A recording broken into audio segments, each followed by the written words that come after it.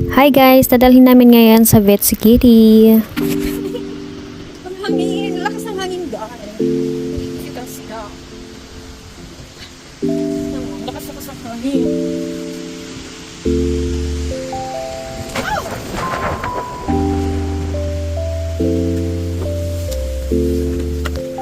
Kitty! Kitty! Kitty! Salamat na lang talaga at uminit ngayong araw at madadala namin sa vet si Kitty. So, fall season na ngayon kaya ganyan nagkakalat na yung mga dahon.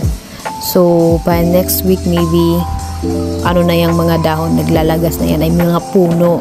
Diba nakakahawa naman tingnan pero laban. Ayun, so thank you Lord sa magandang panahon today. May magagawa kaming maganda sa araw na to. Sulit yung day off.